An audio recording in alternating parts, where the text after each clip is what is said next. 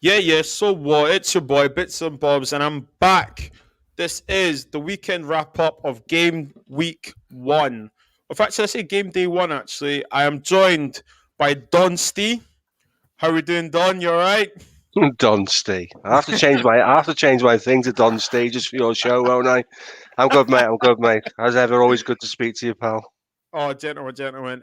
Just a bit of info behind the friendship. Me and Steve obviously worked on YouTube, and the good thing about YouTube, you make new friends. You know, people don't see that, but we actually talk nearly every day now. So it's quite good to have you on, and thank you for coming on as well. Obviously, I've got my little brother Prime. Prime, the Chelsea man, Lukaku signed. You must be chuffed. How are you, Prime? I'm good. I'm good. It's been interesting summer with Euros and everything. Glad you're back. Finally, took you long enough. Listen, the sabbatical lasted a summer transfer window, should we say? um, Steve, Prime, you both know I was a broken man early in the summer. You were, But mate. yeah, listen, new season, and listen, I mean, I think we would start Man United. However, I think it's just good to start with the first game of the season. Now, let's paint a scenario here. Brentford, they've tried to come up to the Premier League for the last couple of years, failed, and then obviously they got the plate that they came up, got promoted. Um, God's honest truth, guys. Before the Lacazette and the Boomerang news came out, I did not see that result. Okay, let me say I didn't think they were. I didn't think Arsenal were going to win, but to lose in that manner, I think it was a new low for Arsenal personally. We've got Benjamin White, 50 million defender. I feel sorry for him. I really do feel sorry for him because I think to myself, he is look for his career. He's young. He played at Leeds. He won the league, the championship with Leeds. He played good football at Brighton. Arsenal's a different kettle of fish. You're going from trying to play football to trying to be a top six team. We're joined now by Eleanor. Thank you so much for joining us, Eleanor. Um, and obviously, Steve and Prime. Eleanor, we're just touching on the Brentford game very briefly with them coming up and Arsenal. Steve, we'll come to you first. Sorry, Don hmm Steve. That's the new name now, Don Steve. Um, so Steve, what did you think? I assume you watched the game. I What did did. you think? It's a difficult one to call, like you say. You couldn't envisage that result. What I would say is that the irony of that is you've got the team with the longest run in First Division football in Arsenal. No one's been in there any longer. Yeah, Versus the team that's been in there like one day. So it yeah, was kind of like a welcome to the Premier League party at Brentford. It was always going to be tough for whoever went there because they would be up the emotional side of the event would fans spare are them back. on, yeah, and the emotional side of it would spare the team on, and they want to put a show on because here we are, guys, we made it, and now we're going to give you a show. What I Yeah, would say is Arsenal is a mess, is categorically absolutely a mess. You touch agreed. on Ben White. Ben White's still the same player at Brighton. Arsenal have got no footballing identity. They've got no specific game plan anymore. The problem Mm, isn't the players. The problem is what the manager's doing. But the bigger issue with that is if you step outside of the game itself, and let's be honest, um, are there 8 or 9 teams squads better than Arsenal in the Premier League? Damn right there are. yeah, So, that, so, that, 100%. so they're staring at mid-table obscurity all season. Tottenham are I better have to than be Arsenal, honest. Steve. Say again. Tottenham have got a better squad than Arsenal. Yes, they have. They have. They have. And Arsenal fans won't like that, but they have. So are they staring at mid-table obscurity or drop from where they were last season? Very probably. Would they entice a new manager in there? Because that's what we're going to get to. We're going to get to that situation in a matter of weeks because Brentford, you can't say Brentford didn't deserve that, and the defending for the second goal was absolutely appalling. So I think on the balance of things, a dangerous game for anybody to go to Brentford on that night, that Mm, occasion, with the first day in the Premier League after what you said, taking 2 or 3 years to get up, finally getting over the final hurdle. It was like all their chickens come home to roost party, wasn't it? So absolutely 100%. they were on it, mate, right from the word go, and those players would have left everything out there on the pitch. You can't say that of Arsenal anymore, and you haven't been able to say that of Arsenal for 18 months. And I don't think there's a side in the Premier League that doesn't relish the opportunity to play Arsenal right now, and that's a damning indictment on Arsenal Football Club. And that works from the infrastructure into the manager and then onto the tactics on the pitch. So unfortunately, my first couple of minutes talking to you today is pretty poor in terms of my appraisal of Arsenal. Yeah. I would love to play them every week. Brentford would love to play them every week. That club's in a mess, and given its heritage, given what it's accomplished, given the size it's had, the only invincible side, it's a mighty fall from grace, and it's a. They've got it, mate. They've got it. They've got look. As they've done a double prime. Saying, they've done a double prime. We've done a double. It's not a big deal. I think what Don Steve's trying to say, it's a massive fall. It's a massive fall. Thinking where they were, what they were still trying to do, even when Wenger left. Emery still got them into cup finals, European finals, whatever. Now it's a sorry state of affairs, personally, from top to bottom.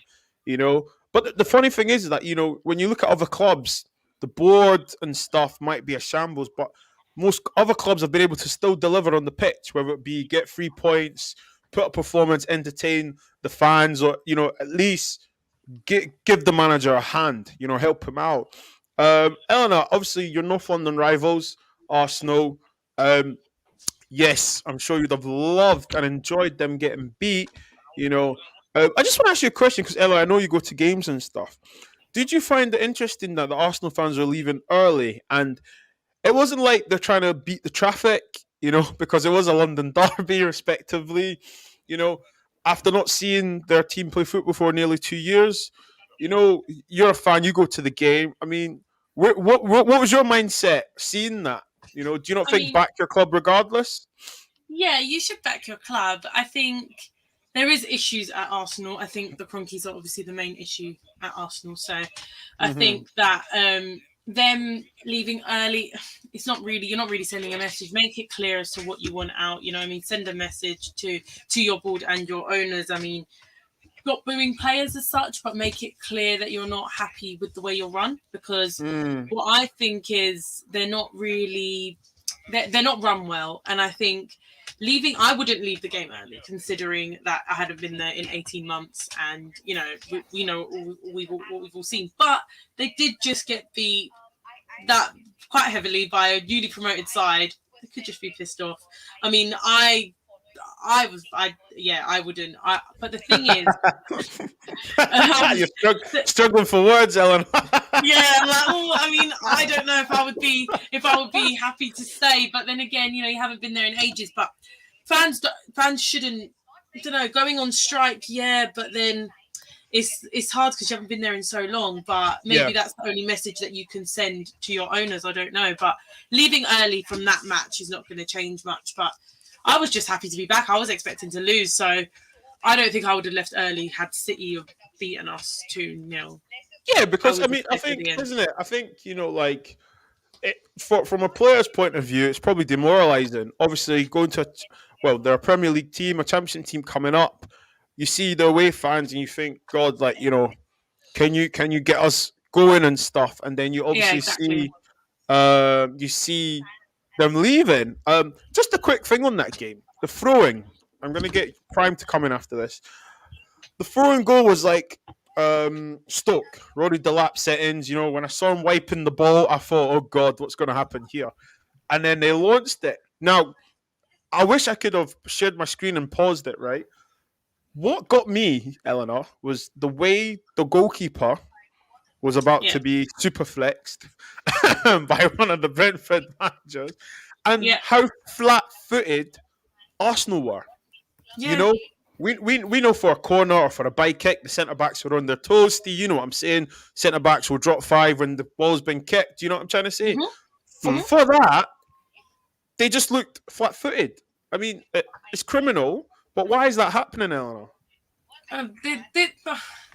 Do you know what? They seemed down and out in every aspect, really. They didn't have their two up top. They didn't have anything. It just seemed, Leno, for that first goal, that was awful.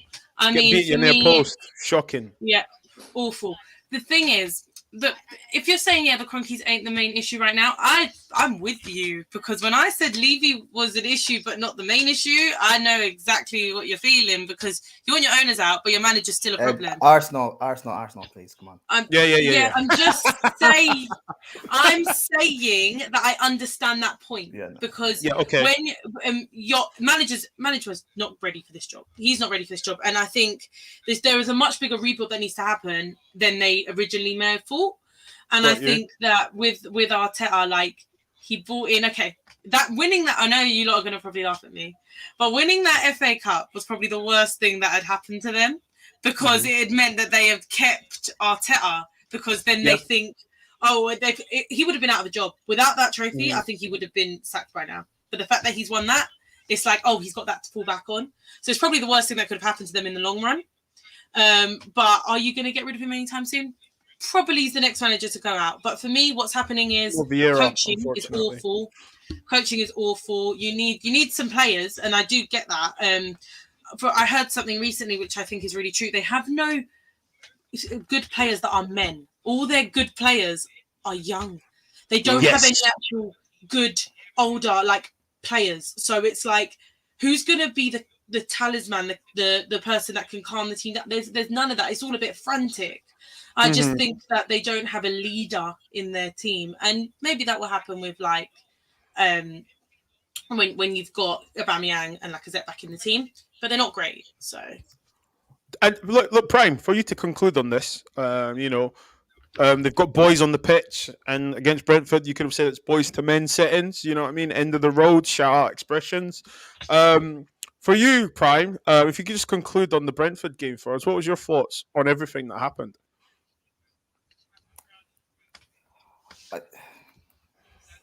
I don't know. It's typical Arsenal, really. Was it typical Arsenal though? Yes. Because, I mean, we've seen Arsenal go to places like Steve mentioned. They have won trophies. Eleanor has said that it's probably the worst thing that could have happened, and to a slight degree, I actually do agree with that, because it's hiding behind the cracks, and it bought Arteta time. But if Arsenal went there, played the champagne football, the pass, 2-touch, 3-touch, and beat Brentford 2-0. They don't play this champagne football. They did that for in Wenger's last half when he was there. They did that for about 10 years and didn't win anything. Arsenal now don't play the attractive football, and the football they're supposed to play is not effective. Like they had last season, their fans told me they have the third best defense in the league. It's mainly due to the fact of how they set up and defend as a team, not their individuals. So if they have a good defense, spending 50 mil on Ben White doesn't make sense to me.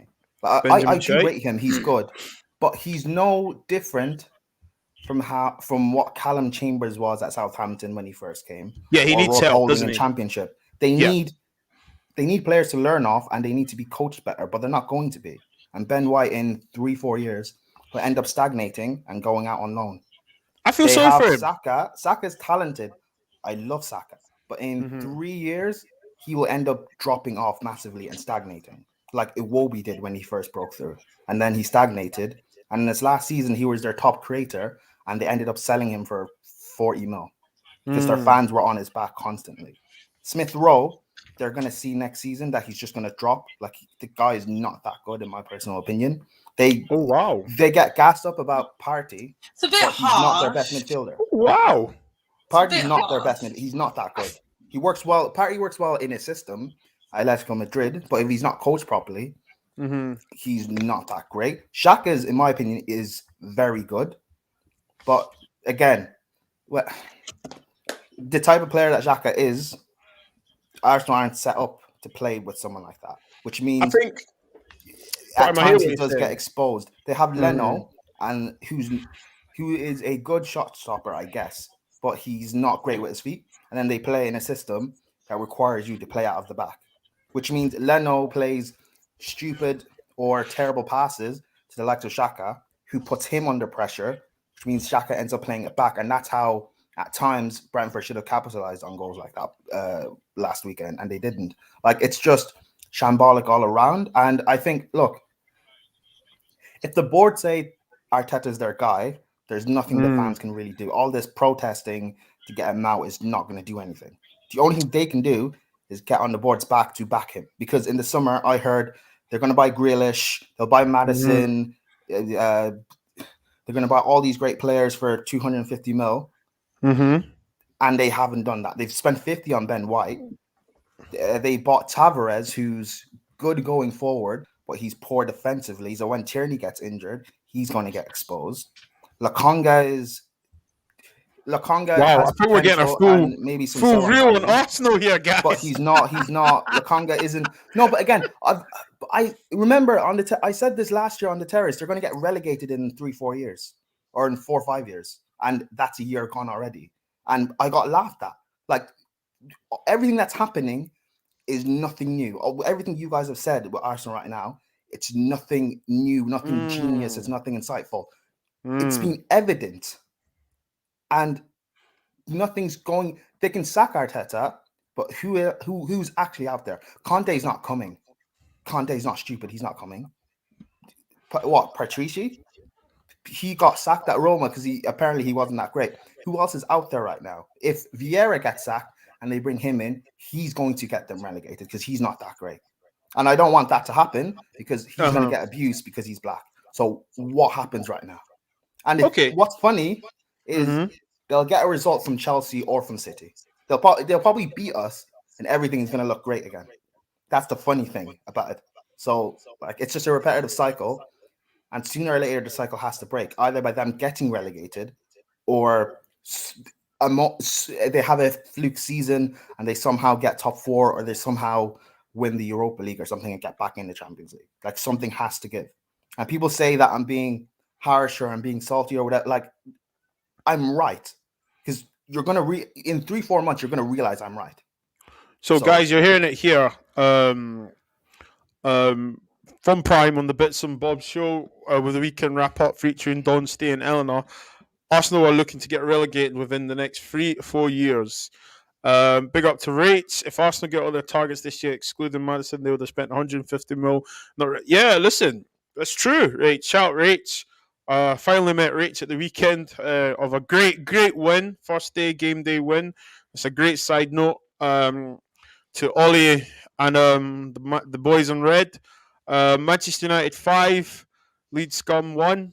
I'm not really going to dwell into this game too much because I think so much happened and there's so many places where to start. You know, I spoke to Steve on the WhatsApp about this game. He brought me back to reality very quick. Good, thank you. Good. I was sending in voice notes saying we're going to win the league. I was getting giddy. Shout out to Saeed, Nuruddin, Aaron, Adam Matic, Amy, Keen for the hospitality at the weekend, and Owen. However, after watching the game again, guys, we were really, really good, but Leeds were really, really poor. And I think the more I watch it, I got annoyed because I thought we should have got more goals. You know, we should have went and just been ruthless. Now, talking about ruthless, Dunsty, you know, Liverpool have, you know, put so many teams to the sword over the last couple of years and stuff. As an opposing, as a rival fan, watching that game, you know, I already know that obviously your initial thoughts, but just for the people watching Eleanor and Prime, what was your thoughts, you know, after watching the game? Again, you've got us high back in the Premier League, and that makes them dangerous. There is a bit of a party. They've got fans in it. You do have to be mindful of that. But we went into the game with the most imbalanced Liverpool midfield I've seen in a number of years. Our midfield is about work ethic, about recycling the ball, about doing the things that were effective, that we've done well in recent years. You don't get that when you play Milner, who's, you know, as good a servant he's been. He got booked inside of 10 minutes, so he's got to play with kid gloves on for the rest of the game because we can't afford a red card, so he can't put his foot in. You've then got Naby Keita, who, you know, owes the club about 85 million quid, including wages, and we're still waiting for the guy to spark.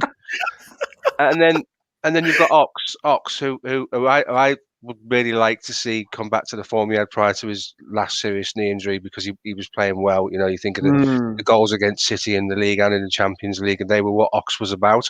So we went into that game with a ridiculously imbalanced midfield, and that was a concern, and it proved to to be correct.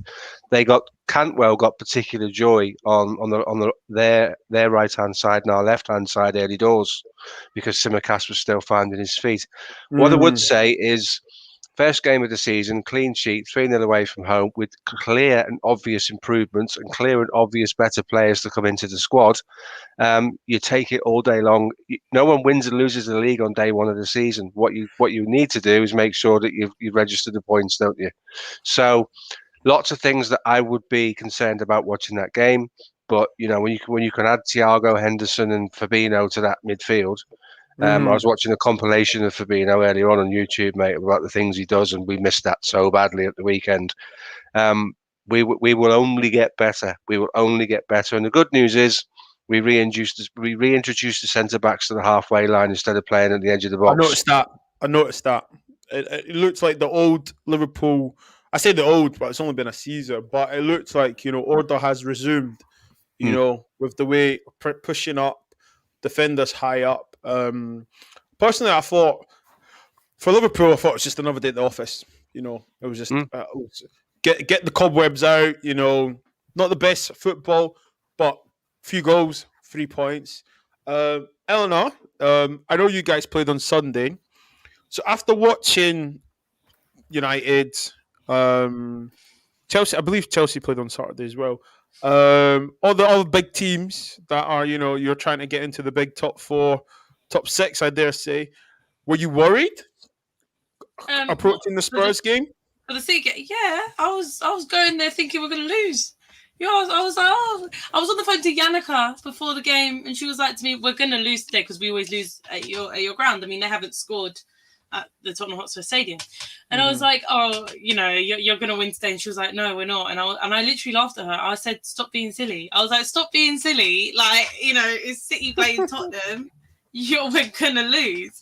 And she was like, "No, Son will score." Like, she was so right. But anyway, I was just happy to go back to the ground. I was just excited to go back and watch my team. All I wanted to see was us play a more positive style of football. I just wanted to see the style we were going to play. I wanted to see us play, see what Nuno's really got about him, and just sort of just see us in life. I wasn't expecting to win the game.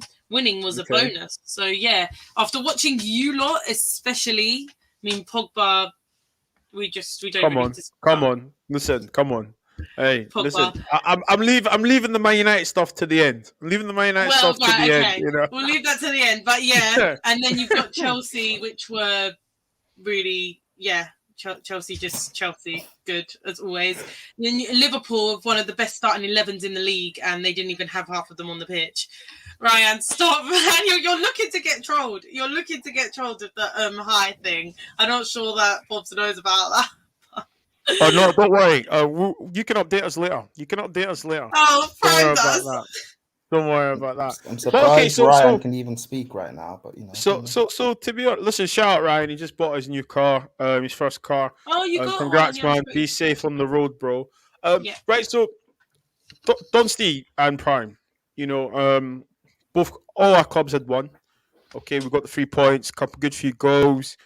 I think is what we expected, right? The Tottenham City game. Okay, before we get Eleanor to digress on the dossier of the game. Prime, I'll go to you first. I mean, what were you expecting? I personally thought City were just going to do what they normally do, get a few goals, back post, standard, usual Pep play.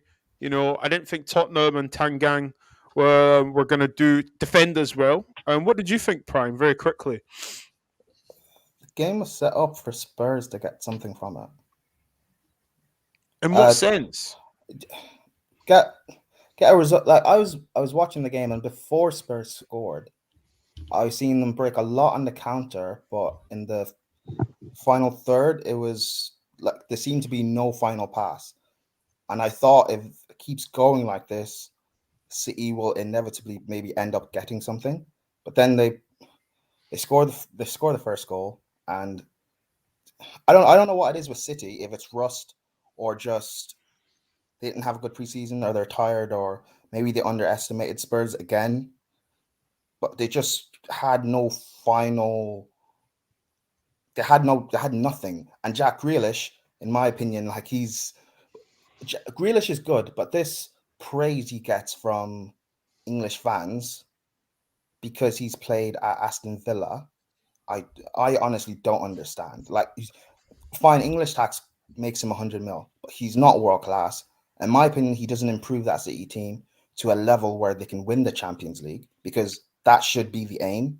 If they win the league this season again, it doesn't prove anything for me, especially with Grealish. He has to get them to win the Champions League, and he won't do that. It's, in my opinion, it's money poorly spent. But for Spurs, their perspective, beating City, it's great because they're beating the champions. But what are they? I want to see how are they going to be on a consistent basis, because they can't play like that all season.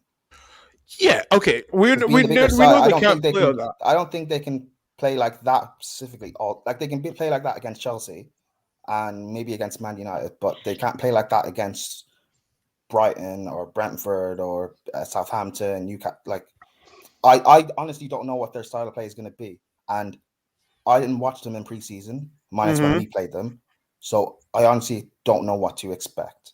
And the only thing I've seen from Nuno is when he was at Wolves, both in the Yeah. Prem and Championship. So I don't know what to expect in terms of what he's done at other clubs.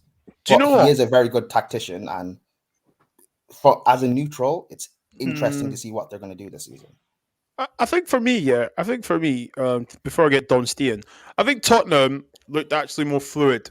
Let's not sugarcoat the thing. Harry Kane hasn't got pace. Yes, Harry Kane is a goal scorer, and I honest to God think that Harry Kane has cost Tottenham cup finals.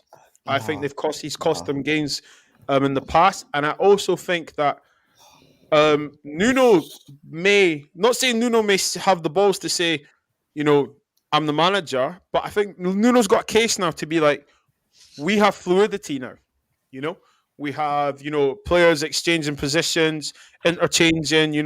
The ball. And did you notice as well something, guys? I don't know if you noticed. Well, Ella, you probably did. Did you notice the wingers stayed up? I don't know if you noticed that when Tottenham were defending, the wingers stayed forward. Nuno basically said, "You guys stay up here. We'll defend here, and we'll get you the ball." And a certain Jose Mourinho used to defend like that before he started making the wingers track back. So, Ella, I'm going to get you to come in. Give me 1 second. But Don Stee, the way the game, the hype over the £100 million player who done nothing, Jack Grealish, no, not even 1 assist, not even 4 assists. However, look, the English tax, we all know he's not a £100 million player. However, to Aston Villa, that's what he's worth. So it's a great bit of business from Aston Villa. Before the game kicked off, after the lineups came up, what was your feeling about the game, Don Stee? Well, I was on the Dugout channel on Friday night doing a prediction show with Doug, and I said that I thought Spurs would get something against City. Okay. And the reason why is previously Spurs have always been brave against City. And I've said to you many times on the pods, if you're brave against City, and this lends itself to the point you just made about leaving the wide men high when you're defending, if you're brave against City, you will absolutely 100% get something against them, because teams have got to look at the blueprint that Leeds did down to 10 men, that Chelsea did. Whilst we know Timo Werner had his problems in front of goal last season, his runs are super intelligent, and he stops you pushing your back four up and dictating the game. So that's Chelsea being brave. Leeds are brave. Leeds are brave to their own cost more often than not. And Spurs were brave. Lucas Moura was like a man possessed at the weekend. Every time he picked up the ball, he faced up a City player and he run at him, and he created murder and he caused havoc. Yeah, what is Mendy? Because he's certainly not a left back, is he? He caused havoc. So the blueprint, in my view, watching football, is City have got a bit of a problem here, because if teams recognise by being brave against them, you've got an opportunity to get something from them, they've got to rethink how they play football, because the bubble may well burst. Because all it takes is for someone like, I don't know, someone like Brentford to say, this is a game we're not expected to get anything. So play high, be brave, do what you said about leaving the width, and let's see if because that's a freebie. Brentford not expected to lose that game. There might be a lot of teams this season that look at City and say, Leeds, Chelsea, Liverpool, when we get success against them, that's been quite a lot, to be fair, over the last few years. And then obviously at the weekend, Spurs, what they've done is they've asked questions out wide, and City don't have the answers. And Pep 100%. will overthink it and will explode in his own mind about how to deal with this. and that means he can't think sensibly and he can't think logically. If you cast your mind back to All or Nothing, I don't know if you watched it. He's got Yeah, a league yeah, game. yeah. He's got a league game against Everton, and the first thing he says to his assistant manager is, "Liverpool frightened me midweek. Stop doing that. Get your head on the game that you're playing. Stop overthinking things. Take it one day at a time, one fixture at a time. We know he's got a football in mind. We know that he had it as a player and he's got it as a manager. He's also got a massive checkbook, But the fact of the matter is, be brave against them. And I actually did think that Spurs would get something. And what they did on the weekend was they came out and played as a unit for the first time in a couple of years, and they played for the manager. All right. Doing all this stuff at the end when you've beaten City 1-0 on the first day of the season is a bit of overkill. They didn't win anything. I said it before about That's you don't for the win anything media, on day though, one. isn't it? That's for Of the course it fans, is. isn't it? Of course it is. But what it's done is it's allowed even the most cynical of Tottenham fans to invest themselves in a new beginning under that manager. So best of luck to them, because I've got no gripe with Spurs. Quite a lot of Spurs fans I get along with, speaking like Owen, Sorrell, Jack, and I've spoken to you before, and no issues with Spurs at all as a football club. So best of luck to Nuno. And don't forget, you talk about how Jose used to defend. Nuno played in goal in his Porto side, mate. Yeah, so 100%. we no surprise he knows tactically how to defend. So, I mean, the hashtag was, "Are you watching Harry Kane, Eleanor?" And I think it was so loud that you could hear it from the TV. And I think that the result was an interesting one. His price goes up, obviously, because you beat them, and they're in desperate of winning. Desperate of the number 9, literally. Yes, exactly. And I spoke to a few Spurs fans. I spoke to Mel as well, and she was just like, "Yeah, they played amazing." She was just saying to me that, like, everyone was singing the "Are you watching Harry Kane?" And I thought it was funny because that was the actual chant. And for you, Eleanor, I mean, I know you're a big Kane fan. I know, but we've got to say it. We've got to have it right here. Not anymore. He's disrespected your club. Yeah. He's disrespected your club. I don't want him. Yeah, he's disrespected not just the contract, but I think he's also morally been disrespectful to his teammates. Because I think no matter what, you're a professional footballer. Every Tom, Dick, and Mohammed would give an arm or a leg to be in his position. He's paid very handsomely. We see what the media do. They always tell us how much the players earn. He's paid very handsomely. I honestly God think he's made the situation worse by not coming in. And I think he's tried to come back. Tried to appease the fans, but with that stupid statement. So over to you, Eleanor. I mean, give us the dossier of the game and obviously the Harry Kane situation. So you always talk on the game as well. Yes, the game first, please. Yeah. Okay. So first half, I was there. Normally I go with my dad. My dad was away, so I was on my own for the first time. It was weird, but it was so worth it because I had to go to the ground. So I still went. So yeah, went there. It was great. Fans very loud. Atmosphere was brilliant. So the feel good factor was there. First, I want to say 10, 15 minutes, we were not in the game. And the reason being was the way we were playing. I think we were playing very wide. We were going out wide, crossing in a ball to no target man, no big striker up top. There was no one there. So that's the way I felt we were playing for it. And then we had to work our way into the game. I think by the second half, we stopped trying to go wide and we started to go more narrow. We started to use our dribblers on the pitch, all being Lucas, Son. I mean, Bergwijn, yeah, he should have scored. So I'm not going to say him, but yes, he should have. Yeah, but as I'm thinking about it, we went really narrow in the end and started going through the middle and just started dribbling through their defence. And I think that was the best way to tackle it because we didn't have that big, tall target man to do the long balls and the crosses and everything. But do you don't think that was better, though? Do you not think it was better? Because, I mean... 100%. You guys have got... Okay, listen, I'm not saying... We've got dribblers. Yeah, okay, yeah, you've got dribblers. I mean, I think what Nuno done at Wolves, right? For what he had, he created a system. And let's have it right. When you went to Wolves, you're gonna have to work for your to win, work for your money. And I just think, I just thought to myself, if only you played like this last season, or even well, the yeah. tail end of the business part. But please carry on. Yeah. Yeah, no, exactly. So I think when we started to actually utilize our strengths, which was quick passing, get it into our forward dribblers, dribble it through, have a shot, we looked more dangerous. Yeah. They looked toothless up top.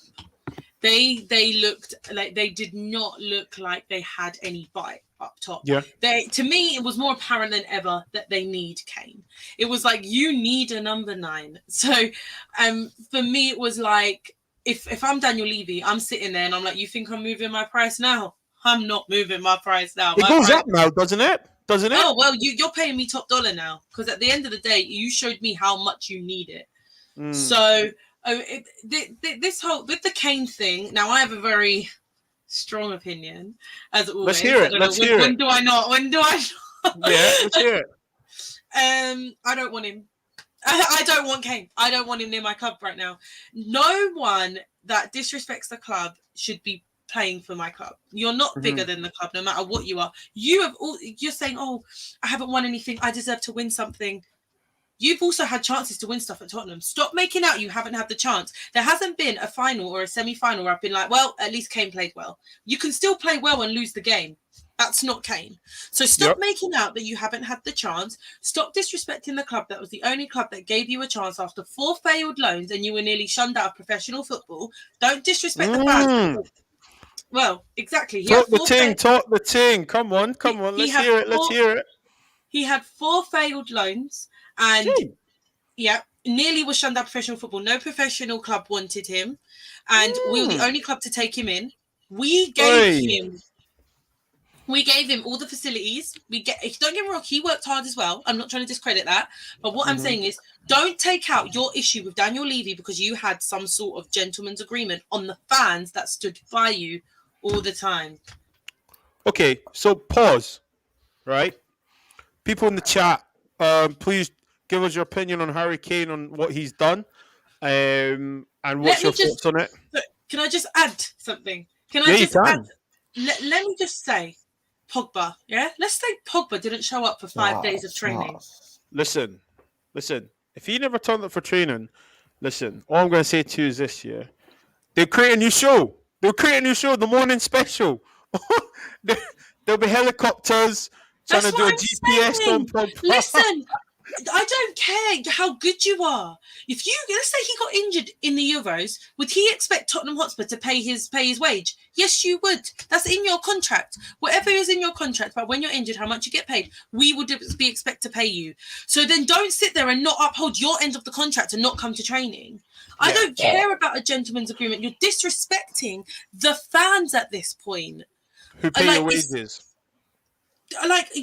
Do we pay you? Yes. So why are you not upholding your end of the contract? Yeah. You've signed a contract, bro. You've signed a contract. This is your problem.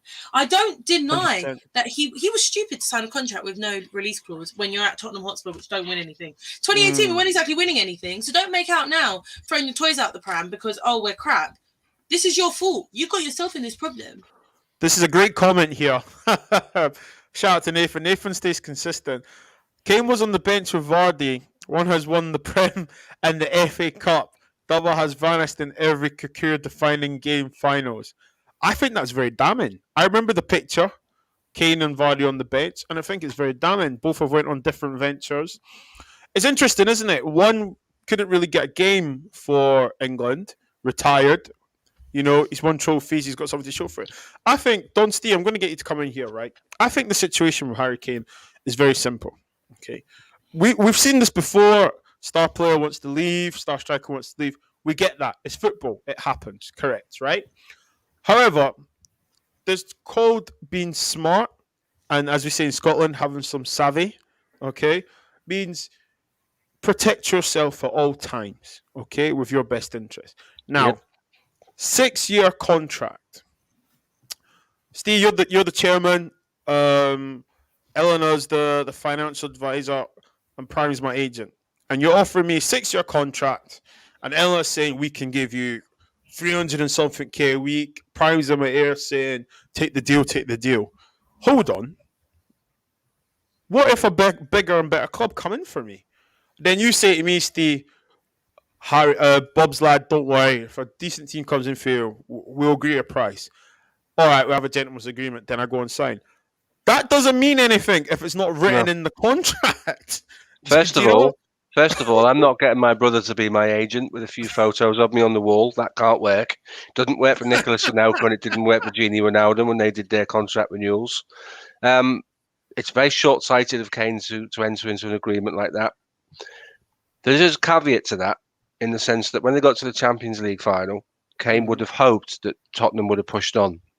Yeah. And what they did, and I've spoken to you about this before, they didn't use the adversity of losing a Champions League final to go away as a group and say, right, let's develop, let's push on, let's use this to our advantage, let's build from this. What the manager did was kind of disappear up his own backside for 3 months, and at every single press conference bemoan what role he's got at the football club and what investment there hasn't been. So that's on the chairman, and that's on the owners of ENIC, the people who ultimately bankroll the chairman. So Tottenham Hotspur have got a part to play in this, because it didn't take the opportunity to push on. It was an unexpected Champions League final appearance, irrespective of that, it was one. And that's the moment in your career defining time for Harry Kane, when you want the club around you to match your own aspirations, because he clearly has aspirations. But Manchester City have been very clever. They've allowed this problem with people like Eleanor, who's quite right in what she says, to come on things like this, speak her mind, say that he's disrespected the fans and you don't want him in the club. And they're sitting there. And as this window draws to an end, the opportunity for Tottenham to get the money they want, that opportunity becomes less. And I think Harry Kane will go to Manchester City, but I think he'll go to Manchester City for what Manchester City want to pay, not what Tottenham want for him. Levy won't. No, Levy won't. I don't know. What do you do? Do you sit him in your reserves and not play him on that money? Levy don't care. Levy done it with Ericsson. Levy done it with really Modric. Poor. Levy, that's really poor. He don't care. He don't care. I'm telling you, he don't care. Literally, as Fabrizio said, Death Row Records. You know, I don't know if everyone remembers that. Suge Knight at Death Row Records, blood in, blood out. You leave on my accord. Fabrizio said there's no point going into negotiations with Tottenham because we say our price and then we don't budge. Like with Ericsson, we could have sold him a few seasons before. And we were like, no, he's worth X amount. And then we had to sell him for 20 million because we kept him too long. He don't care what Spurs fans think. He wants his money or he's going to keep him. Well, he will say tough. He's not going to... Eleanor, is that not 150, 120 million pounds worth of money you could reinvest, not taken by your chairman through belligerence? I don't think we should lower our price for a player that we have all of the power for, right? It's his fault. Yes, you do. Yes, we do. Not anymore. He signed the contract. It's our... Yes, we do. We do. It's our... You can't have a bad egg in your club, mate. You can't have a bad player in your club. But it's still our time. It's our point to make an evaluation for him that we deem fit. Just because doesn't mean we have to lower his fee. I don't think. Okay. Let me ask this question then. Let's get into the debate. Okay, I'm watching the time and stuff. Don't worry. Carry on, mate. Carry on. I'm just looking at the time to crack up. We've heard the Spurs fans speak. Shout out to Mel. I was speaking to Mel. Like I said, I was speaking to Mel earlier about obviously Tottenham and you know what the best thing to do for Harry Kane and stuff. Right? Check this out. I think here it's great play by Man City, because now they've basically planted the seed in Harry Kane to cause disruption. Now, he never turned up for training. You can sugarcoat all you want, but look, he's mugging off the club, okay? Yeah. Now, the funny thing is about City can go and get another striker. Doesn't have to be Harry Kane. Do you know what I'm trying to say? Because City lost. Yeah, but who do they get? Who do they get? See, this is the interesting thing, you see. Just City to throw a spanner in there. Unless they just wait another year and get Haaland. They won't buy Haaland. City have apparently joined the race to sign... Who's that guy? The Vlahovic guy? But listen. That's I don't know how serious that is, though. That might that's just playing poker. That's just playing poker. Pressure to sign. That's just saying, look, we'll go get another striker if you do not. We'll go get your target. Look, I look at the whole Harry Kane thing. I personally don't like. I get it, fans. You want players to play for your club, and you don't like it when they whatever. Because I can put myself in the head of the player. Like, I don't see a problem with it. Like, if you want to leave, I know it is, but if you do thing where you go on strike, like I don't see a like Diego Costa essentially did the same thing for us, but it was maybe a bit different because he was forced out. Courtois, he did probably worse. Let me tell you the I difference. don't- Kane is I supposed to don't be see a our problem. talisman. And I don't see a problem with them doing it for us. And I get it, he's your talisman. Well, and then you don't see it the same, whereas I see it as a disrespect. So we're never going to. I know, no, but the thing is, yeah, because like he's a fan of you're a fan of the club, and it's the whole thing of he's Mr. Tottenham. That's from the fans' perspective. Me, he was also living up to that. He was playing up to that when it suited him. Okay, yeah, but again, players play up to everything. Okay, but that doesn't make it okay. Two wrongs don't make a right. No, I said I understand it. I don't have a problem with it. Okay, well, that's your opinion. I have a problem for any player that doesn't want to play for my club. So yeah, I know, but the thing is, if a player doesn't want to play, you don't, but I do. If a player doesn't, but no, again, if a player doesn't want to play, then sell him 100%, but then City can pay up as well. Get the player out. We have the power, though. We have the power to value him. No, I didn't say you don't have the power to value him, but if he's going to stay here for another season, he's going to cost this. And he doesn't want to be here. It's going to cause this harmony. I understand, but Levy don't care about that. The way I agree with you, Levy don't care about that. Okay, now, what I'm saying, Levy doesn't care about that. Levy is the problem. No one ever denies that. I know, but again, me saying this is going to be a detriment to you, your team. I understand. I'd rather him not be here as well. Take 120 million and run him. On that note, guys. On that note, Harry Kane is still a Spurs player. Ha ha ha. LOL. And City lost their first game of the season. Thank you so much, all you three, for coming on my first show back. Normally, I'd say a big spiel about blah blah blah, but listen, I'm just gonna say, guys, that we're gonna bring more content. Gonna be doing this weekly video. The panel will change. It might be myself, but you will be getting the weekend wrap up consistently. Just like to give a big shout out to Don Stee, Prime, and Eleanor. The links to the show will be in the description. Guys, thank you for watching. Please make sure you subscribe to everyone's YouTube channel when I put in the description. Peace and love to you.